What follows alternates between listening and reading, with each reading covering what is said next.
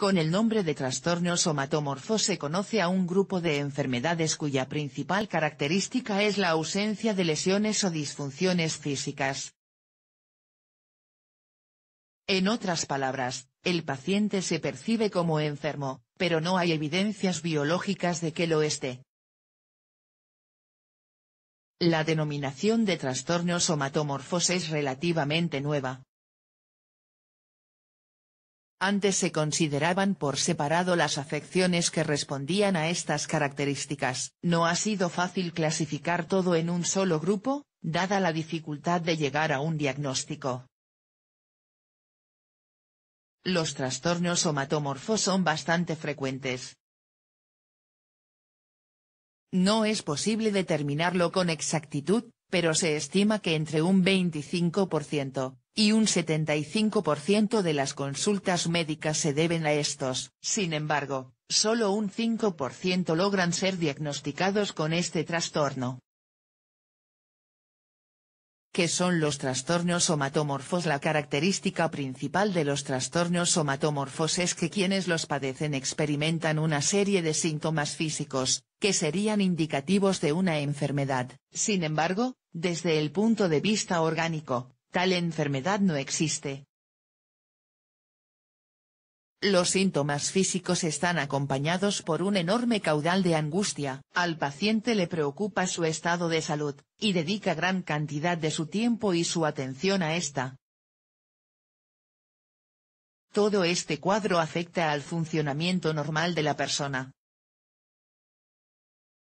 Las personas aquejadas por los trastornos somatomorfos no simulan, ni pretenden engañar a los demás de forma intencionada. No son conscientes de que su problema es de tipo mental, y por eso su angustia frente a la posibilidad de estar enfermos es real. A veces los trastornos somatomorfos sí están acompañados por una enfermedad. Sin embargo, el enfermo sobredimensiona la gravedad de la misma, o continúa preocupado después de la recuperación. Es frecuente que culpen a los médicos de una mala atención. Tipos de trastornos somatomorfos. La diferencia entre los trastornos somatomorfos y las enfermedades psicosomáticas está en que en los primeros no existe una enfermedad física real. En los segundos, en cambio, sí hay un daño orgánico, que obedece a causas psicológicas. Los principales trastornos somatomorfos son: trastorno dismórfico corporal. Es la presunción errónea de que se tiene un defecto en el aspecto físico. Antes se le llamaba dismorfofobia. Trastorno por somatización. Hay una serie de síntomas físicos que se mantienen en el tiempo y que corresponden a una enfermedad, pero no hay evidencia orgánica de la misma. Usualmente esto comienza antes de los 30 años. Hipocondría. Se interpretan las sensaciones físicas como síntomas de una enfermedad. Los signos orgánicos se exageran y no se atiende a los resultados de pruebas o exámenes médicos. Trastorno de conversión. Hay síntomas o déficits motores o sensoriales que llevan a pensar en la existencia de una enfermedad. Antes se le llamaba neurosis histérica de conversión. Trastorno de dolor.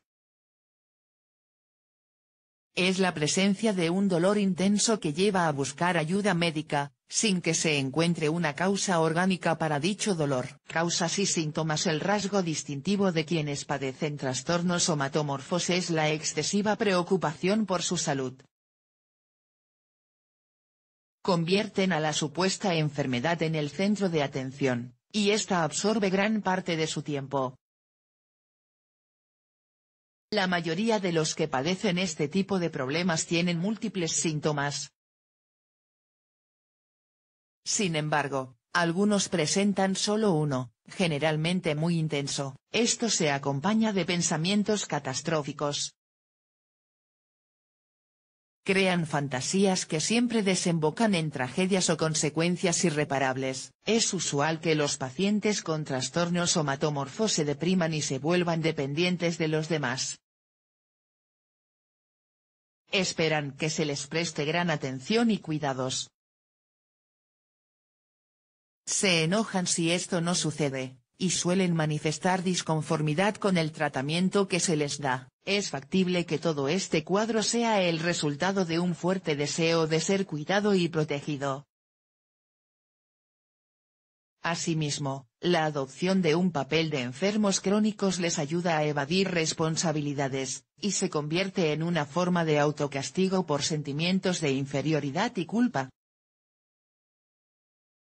Diagnóstico y pronóstico. No es nada fácil diagnosticar los trastornos somatomorfos.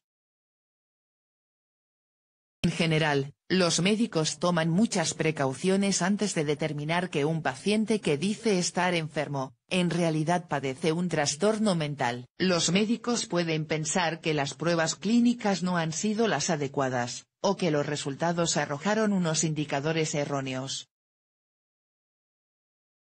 Asimismo, la presión del paciente y la referencia a la intensidad de los síntomas suelen operar como una cortina de humo que dificulta el diagnóstico.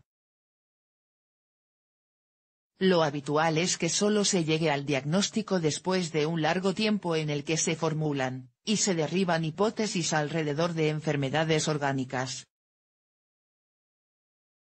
También es frecuente que el paciente no acepte el diagnóstico y busque otras opiniones médicas,